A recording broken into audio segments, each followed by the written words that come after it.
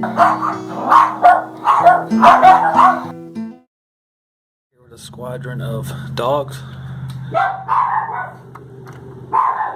We have 78 emergency heat setting at 72. Emergency heat is running. I can feel the warmth coming out of the outlets. So we're going to turn it into heat. I'll run that way for a little while, see what's going on.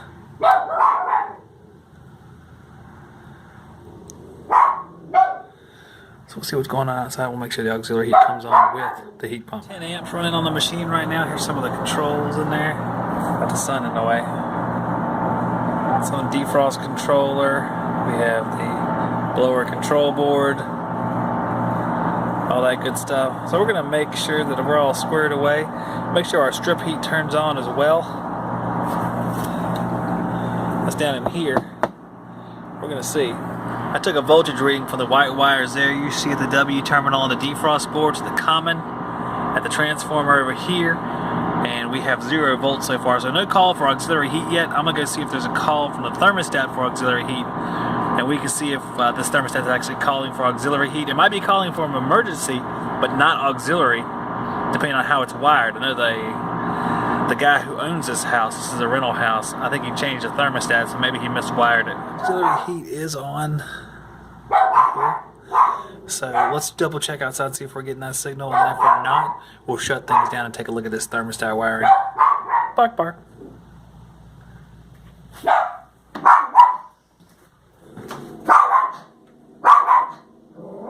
Again, from the white wires there on the defrost board to the transformer, we still have 0 volts. We are getting 90 degrees just about from the supply, just the heat pump alone. So that's not too awful bad for being pretty cold outside. It's a little warmer now, probably in the 30s. I'm going to go inside and take a look at that stat after I shut the breakers off. Our suction pressure for R4 today is 50 pounds. Of course, it's really low. It drops down really low at the beginning of the cycle. And what happens is it starts to draw back up. We'll see it draw back up. So we'll check on it here in about 5 or 10 minutes. We'll see what a big difference it is. But especially on orifices, you're going to have that low drop right at the beginning. And it's going to have to recover over a period of time as it builds up pressure. So we'll see. We're back up to 54. Let's check on it in a few minutes while we're checking to see if our thermostat new wiring will work. We are waiting for the auxiliary heat to come on. Bark, bark, bark. Bark, bark. Alright guys, why my barking companions are so excited is because the auxiliary heat finally clicked on. So we're going to go outside, see if it's actually on. I checked from the W2 terminal here over to common. Now we have 24 volts. So we're good to go. The difference was on the thermostat, it is an old Trane thermostat, or I say old, it's not old, but it's a TCONT thermostat and not one of the Honeywell ones, one of the predecessors to that. I didn't get the number off the back, but a lot of you guys will know what I'm talking about.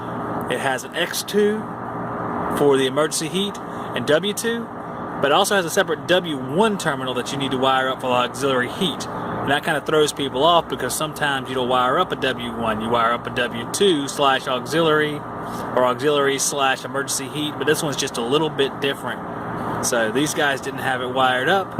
So I jumped it across to the emergency heat, so it'll power up both terminals.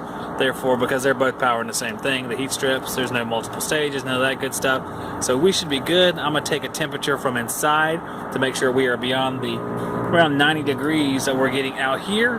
And then we should be wrapped up with this. 112, so the heat strips are definitely running properly. We're getting the proper amount of air for this time of year when the auxiliary heat is kicked in. So we're good. Happy day. I'm going to pick up my stuff, and this one is done. See, the suction pressure has rebounded all the way up to around 90. So you can see it comes a long way after it gets started. It looks really bad, so you have to let it run for 15 minutes or so to make sure you got a proper look at what the charge is, or at least the pressures are. You might not want to run charge and heating, but you can have a relative idea of what's going on. So this looks much better for a day when it's 30 to 35 degrees outside. 90 pounds is just fine.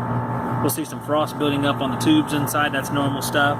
It'll ice up. You shouldn't have a sheet of ice around your unit, but you should have some ice on it. It's kind of a subjective thing. It's hard to tell, but if you look at the call that I just did, which I don't know if the video will be out or not, the Amana unit is covered in ice, thick ice, like an inch around it. That's definitely not what you want. You just want a thin layer that melts off fairly quickly once it goes into defrost.